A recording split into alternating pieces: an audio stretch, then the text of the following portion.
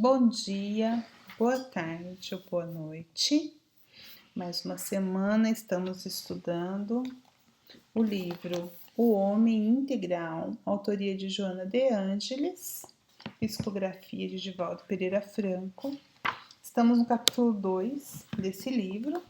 O capítulo 2, Estranhos Rumos, Seguros Roteiros, foi dividido em algumas partes e a parte que nós estamos estudando hoje é a segunda parte da sessão Ódio e Suicídio. Vamos fazer a leitura comentada e durante o comentário vou fazendo convites para vocês pensarem, refletirem sobre algumas situações. E essas reflexões, elas vão poder ser colocadas para aqueles que estão ao vivo agora, logo depois da leitura, e para aqueles que estão acompanhando a gravação, que possam fazer essa autorreflexão sozinho, escreva num papel. É muito importante a gente pensar, passar um tempo pensando sobre essas questões. Na semana passada, Joana estava relacionando, ela ainda, na verdade, ela não entrou no assunto ódio e suicídio. Ela está preparando o caminho. E nesse preparar o caminho, ela vem trazer para nós algumas informações para conseguir falar, entrar nessa questão, nesse tema. E qual é a relação entre essas duas coisas, o ódio e o suicídio. Ela começa nos falando, nesse capítulo, que somos herdeiros de nós mesmos. Ou seja, quando eu penso na reencarnação, nós vivenciamos situações e trazemos situações que não é só dessa vivência, dessa personalidade atual, que a gente é um espírito, que nós somos um espírito milenário e que trazemos as nossas heranças, e nós não herdamos os nossos avós, os nossos pais, mas de nós mesmos. E como nós já executamos o nosso livre-arbítrio de maneira não muito consciente, de maneira extremamente egocêntrica, o que fazemos com isso é como passar um trator, né? Naquilo que no nosso desejo, para satisfazer a nossa egolatria, o nosso egocentrismo, o que fazemos? Passamos como um trator por cima das pessoas, do sentimento das pessoas. E isso faz com que, pela lei de ação e reação, a gente possa receber a nossa cota de responsabilidade daquilo que fizemos. Então, o que ela vai nos dizer que nós necessitamos nos libertar desse cipoal de paixões animalizantes, para que a razão desperte. Então, nós como começamos a trajetória evolutiva com ênfase, né, com predominância das paixões animalizantes, a gente vai se enredando nessas situações e nós precisamos, em algum momento, quando a razão desperta, quando nós percebemos que aquelas atitudes que fazem mal aos outros fazem, na verdade, mal a nós também, então a gente começa a querer se libertar, só que nós estamos enredados, então ela vai ficando difícil e ela conclui que a nossa evolução no âmbito da antropologia e no meio social, então olhando para o homem, né, para a trajetória humana, desenvolvimento humano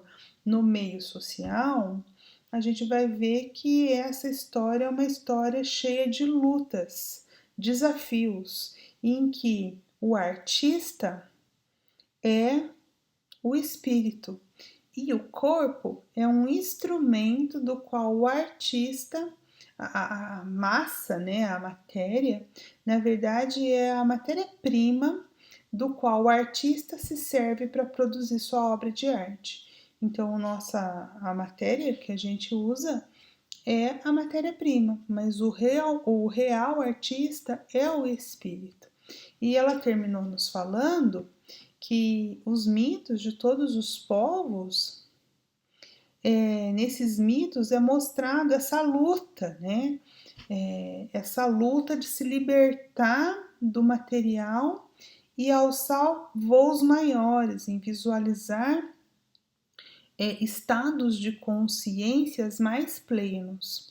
Então isso realmente é uma luta, porque o espírito ele precisa se desvencilhando de tudo isso. E foi assim que nós encerramos a nossa conversa da semana passada e agora tem a continuação em relação aos mitos, né? Em cada mito do passado, vai nos dizer a mentora, surge o homem e luta contra as forças soberanas que o punem, ou esmagam, ou dominam. E hoje eu fui pesquisar um mito para trazer para vocês como um exemplo. Tem vários, né? Eu vou citar apenas um, para não tomar muito tempo.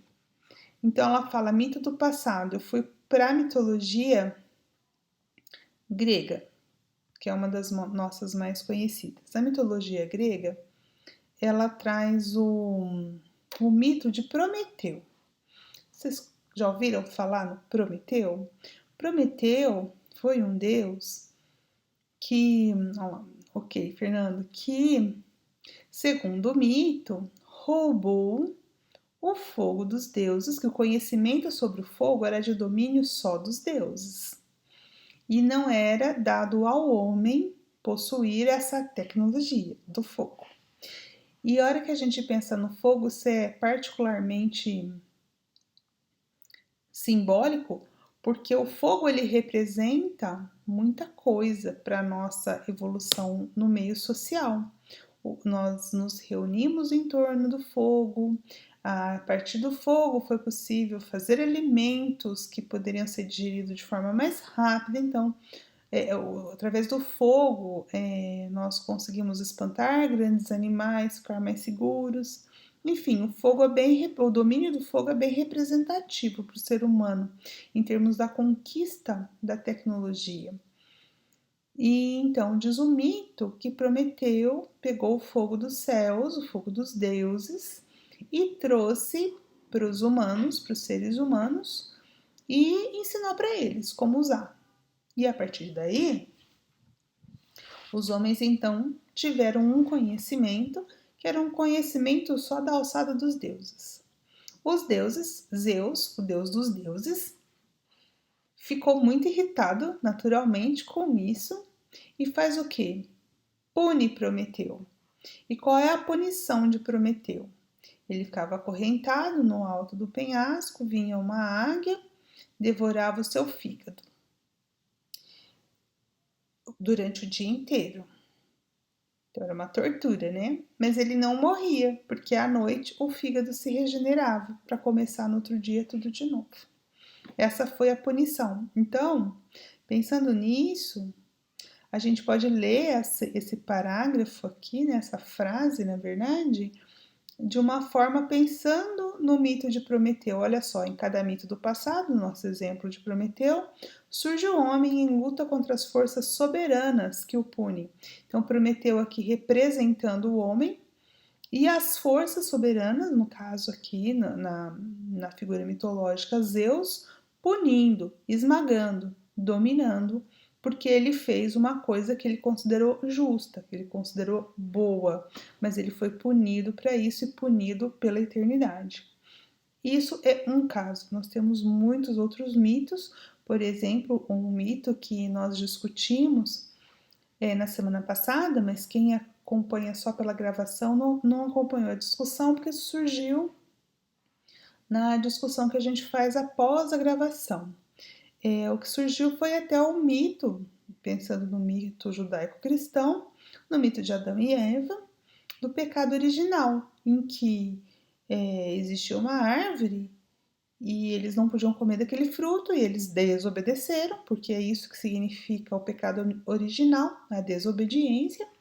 E a desobediência de Adão e Eva vai levar a uma punição, ser expulsos do paraíso, conquistar o alimento com o suor do próprio rosto, ter os filhos com dores, enfim, tem toda a punição lá que eles tiveram. Então, olha só como as coisas são parecidas, né? Sempre nós temos temos algumas opções, fazemos escolhas que não estão de acordo com aqueles que dominam, que seriam os deuses ou algo, forças soberanas, como diz aqui Joana, e aí essas forças nos punem, esmagam e dominam.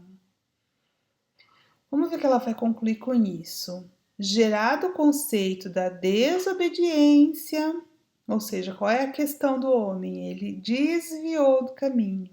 Então, é uma desobediência, que seria o quê? O pecado original, né? A desobediência. Então, gerado o conceito da desobediência, o reflexo da punição assoma o dominador, reduzindo o calceta a uma posição ínfima contra a qual não se pode levantar, nem sequer justificar a fragilidade. Vamos explicar isso aqui, né? Então veja, o homem incorreu numa situação de desobediência contra as forças maiores que ele.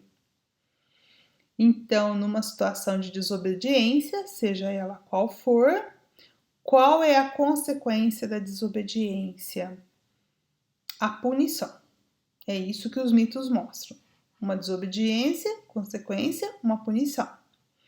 Calceta, gente, é aquela argola de ferro que a gente vê, vocês já devem ter visto em filmes por aí, que é presa uma argola no tornozelo do escravo ou coloca essa corrente que liga essa argola na cintura para ele não poder correr, ou liga essa argola em outro escravo, para que eles também não consigam se movimentar muito. Então, o que ela está fazendo aqui uma analogia, né? Com essa argola de ferro que nos prende. Então, reduzindo o calceta a uma posição ínfima, ou seja, não tem o que fazer. Por quê? Porque as forças soberanas são maiores que eu e eu não consigo lutar contra a qual não se pode levantar, nem justificar sua fragilidade. O mito de Prometeu nos evidencia muito isso, né? Ele ficava lá acorrentado e não tinha o que fazer. Só sofrer a punição, que era ter o fígado devorado para depois o fígado reconstituir novamente. Então dá essa ideia nos mitos da fragilidade do humano, do ser humano, que faz uma atitude de desobediência e tem que suportar a consequência, tá? E aí vamos lá, vamos continuar a ver aqui onde ela vai chegar. Essa incapacidade de enfrentar o imponderável, ela explica o que é imponderável. Imponderável, gente, aqui, né, é aquilo que não pode ser tocado. Então, na nossa condição de fragilidade humana, nós não somos capazes de enfrentar aquilo que é imponderável. Ela explica do que ela está falando. As forças desgovernadas e prepotentes. Tá vendo aqui que ela não está falando de uma força soberana na bondade de Deus, nosso Pai. Não é disso que ela está falando. Ela está falando que essas forças soberanas são forças desgovernadas e prepotentes, certo? São coisas ou pessoas que são maiores que nós. Se a gente pensar no mito de Adão e Eva e pensar no Deus mosaico, a ideia do Deus mosaico não era a ideia que Jesus nos trouxe de Deus. Jesus nos trouxe a ideia do Deus Pai, do Deus que cuida, que criou, que cuida e que provém e que sempre proverá. Essa é a imagem que Jesus nos trouxe. Mas o Deus mosaico era muito diferente dessa imagem. Era um Deus criador punitivo. Então ele criou, mas ele punia. Então qualquer desobediência que se tivesse contra as suas leis seria punida drasticamente. Então nós temos a expulsão de Adão e Eva do paraíso, nós temos a mulher de Ló que foi transformada numa estátua de sal, enfim, vários exemplos aí, se a gente pegar o Velho Testamento, da punição que esse Deus, Jeová, infligia àqueles que o desobedeciam. Então, é dessas forças que ela está falando, desgovernadas e prepotentes. Por quê? Porque no início do nosso desenvolvimento intelectual, social, a ideia que fazíamos de um Deus era isso, de um Deus punitivo, vingativo, mas não é o Deus que Jesus nos apresentou. O Pai amoroso, que cuida, que nos dá todas as chances. Então, essa incapacidade que a gente tem de enfrentar essas forças, mais tarde se apresenta camuflada em forma de rebelião inconsciente contra a existência física, contra a vida em si mesma. Então, aqui ela vai começar a entrar em um dos temas que é o suicídio. Porque, veja, você vai tendo uma ideia de uma divindade vingativa, punitiva, e que você não pode fazer nada, a não ser, seja justo ou injusto, ou se você tinha uma justificativa por aquilo que você fez, não importa. Você vai ser punido e vai ter que aguentar essa punição porque você não tem forças para ir contra essa decisão. Se a gente fosse a Roseli, que é a advogada, vai me ajudar aí, né? É como se fosse num tribunal você ser condenado sem apelação. Não tem advogado de defesa, só de acusação. Então, o que acontece? Aquela sensação de injustiça vai sendo sedimentada no nosso íntimo. Lembra que nós somos herdeiros de nós mesmos? Foi isso que ela foi falando? Então, a gente vai sedimentando. Vai chegar uma hora que essa relação conflituosa com a divindade vai nos fazer o quê? Nos rebelar, negar a existência de tais forças e até abrir mão da existência física. Se é para viver assim ou se é para ter um Deus assim, eu prefiro não existir. Tá vendo? Uma atitude de rebeldia. Por quê? Por conta da cultura, da forma como Deus e a sua justiça foi nos apresentada. Aí ela continua. Obrigado mais a temer esses opressores do que a os amar. Então veja, por isso que eu fiz a relação do Deus mosaico do Deus cristão, né? O Deus que Jesus nos apresenta. A gente até tem heranças na nossa linguagem desse Deus punitivo de Moisés. A gente fala temer a Deus, é necessário temer a Deus. Olha, Deus quer ser temido ou ele quer ser amado? Jesus nos diz que ele quer ser amado e não temido. E nós, apesar de 2000 anos que o Cristo passou pela terra, nós ainda temos arraigado no nosso íntimo, no nosso inconsciente, essa ideia do Deus punitivo, do Deus vingativo. Mas Deus é Pai de todos e é um Pai que cuida e que ama. Foi isso que Jesus nos ensinou, né?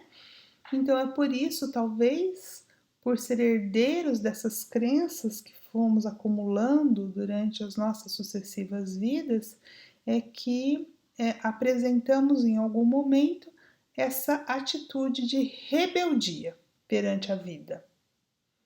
Por quê? Porque a vida em si representa a divindade, o poder da divindade. Então eu não acredito mais na vida, nem em Deus, nem na vida. Porque eu fui obrigado mais a temer do que a amar. Então o homem é compelido a negociar a felicidade mediante oferendas e cultos, extravagantes ou não. Sente-se coibido na sua liberdade de ser. Eu vou parar aqui um pouquinho. Então veja, quando a gente percebe que não temos como negociar com essa divindade vingativa, opressora, o que fazemos? Entendemos, isso é evolução, né, da sociedade. Nós vamos então entender que nós precisamos agradar essa divindade e aí vamos começar a negociar com ela, fazendo oferendas, tá vendo?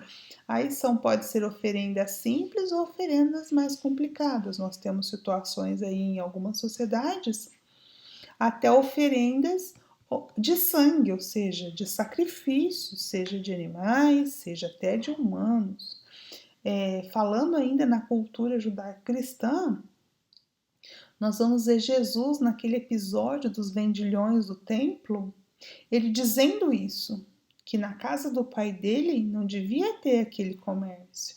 Porque o que era aquele comércio que ele estava ali questionando? Não era o comércio em si, mas o que se comercializava ali eram as pombinhas e os... Eu esqueci o outro animal. Bode, né? Que acho que eles sacrificavam.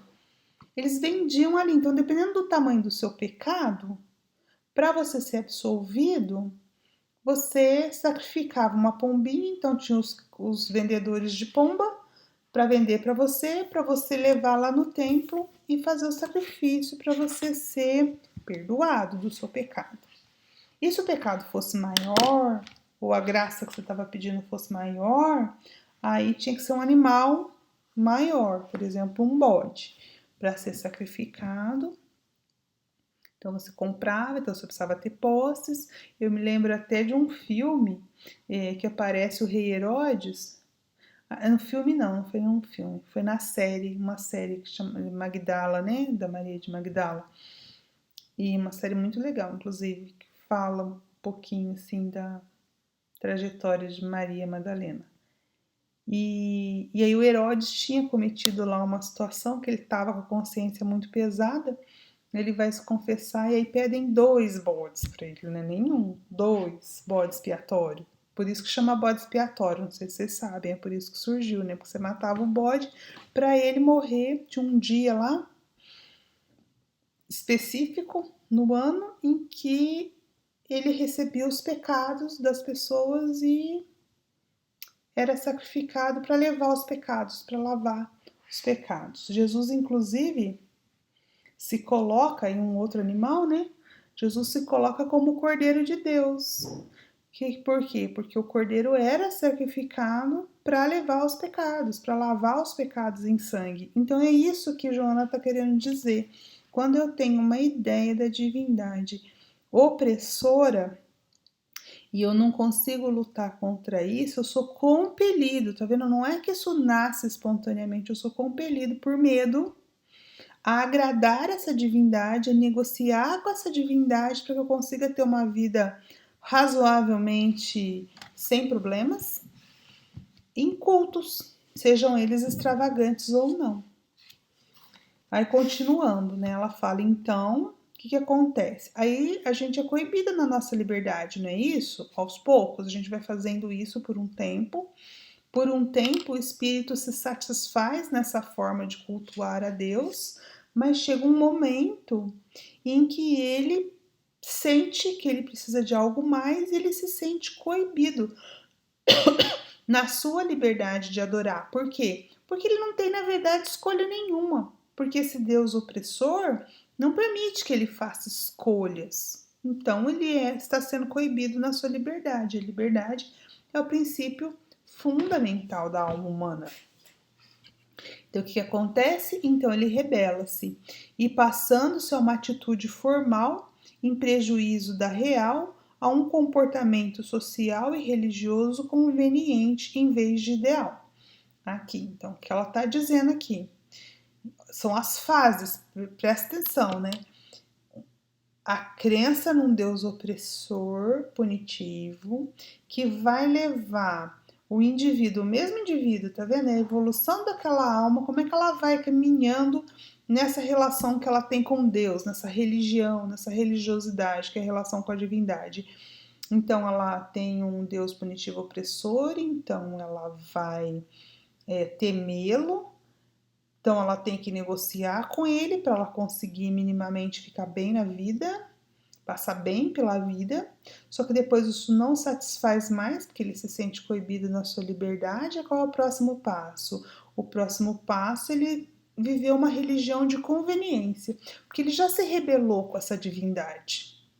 Ele já não acredita muito e não quer muito. Então, o que ele faz? Como ele está no meio social, ele vive uma religiosidade de fachada. ele faz a religião só para que os outros vejam o que ele está fazendo, mas não é do íntimo dele. Isso Jesus criticou muito nos fariseus, que ele chamava de túmulos caiados, porque eles tinham uma aparência de moralidade, mas por dentro eles não trabalhavam, não faziam nada daquilo que eles aparentavam ser. Então vai viver de fachada. E isso vai criar o que? Psicologicamente traumas, né? Nessa persona, nessa alma que vai refletir nas outras vidas e continua. Então, ó, tá vendo? Ele tem um comportamento social e religioso conveniente para o meio. Então, ele faz pelo meio, em vez de ideal. Vivendo fenômenos neuróticos, lembra? Trauma vai ser neurotizante isso, que o deprimem ou exaltam. Então, hora ele está deprimido, hora ele está exaltado. Ou seja, você vai passar, por exemplo, sabe aquele religioso fervoroso? É um lado da moeda. O outro é aquele negacionista. Então, ou deprime ou exalta. Com efeitos naturais, como, né? Isso tudo como efeitos naturais da sua rebelião íntima. Então, quando a gente vê essas pessoas, por exemplo, que são, eu esqueci o nome, mas que defendem a ferro e a fogo a sua religião, me fugiu agora o nome. Extremistas, né? Esses extremistas, a gente pode saber que ali tem um ser rebelado, né? Isso que ela está nos dizendo. Existe uma situação ali de trauma, de neurose, que foi construída vida ortodoxos, não sei se era ortodoxo que eu queria não, Maria Lúcia, mas obrigada. Fundamentalista, acho que é essa palavra que eu queria, os fundamentalistas, tá? E aí, então nós vamos ver esses extremos vão denotar essa relação conflituosa com Deus. E para fechar, vou acabar a leitura aqui. E para fechar a nossa reflexão e deixar como atividade aí para a gente pensando, a gente poderia fazer uma relação do ponto de vista, né, psicológico. A gente não tem muito na vida adulta de uma pessoa, nos traumas, da forma como ela se manifesta na sociedade, seja em qualquer campo, no seu relacionamento interpessoal, no relacionamento no trabalho.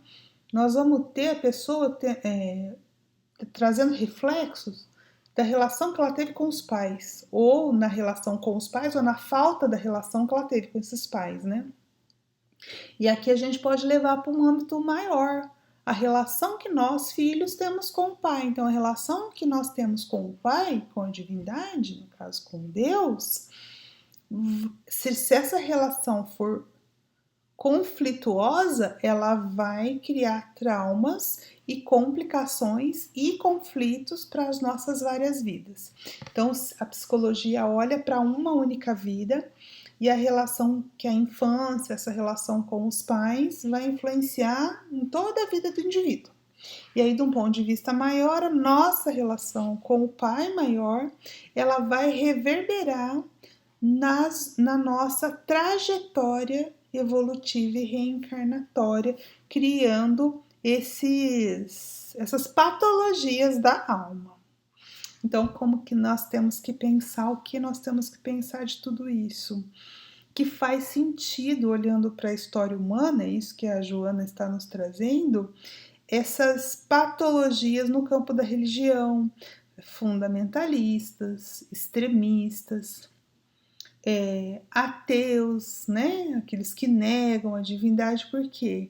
Porque nós passamos por essa trajetória de temer, então a crença num Deus punitivo vai fazer essa trajetória, temer, negociar, negar com ele, fazer só de fachada, e no fim vai nos levar até ir contra ou negar a vida, que vai culminar onde?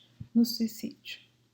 Então, a reflexão dessa semana, a proposta, né, é que a gente possa pensar se a gente nessa vida, nessa consciência que a gente tem, se a gente passou por esses momentos da nossa relação, que a religião é ligar com Deus, né? Religar com Deus. Como é que foi essa nossa trajetória no campo da religiosidade? Se nós passamos por essa questão extremada, se nós passamos por essa questão de fachada. Então, pensar mesmo para a gente poder ressignificar e como está hoje, como está a sua relação com o Pai hoje. Se você já tem interiorizado em você essa ideia do Pai que Jesus nos apresenta, Abba. A Abba, a palavra Abba em hebraico significa paizinho, papaizinho, como diriam os nordestinos lá de cima, painho. Então, assim, é uma relação muito amorosa com Deus. Isso Jesus nos apresentou e nós já temos essa relação íntima com Abba ou ainda não? Ótima semana, bom feriado para vocês, até a próxima!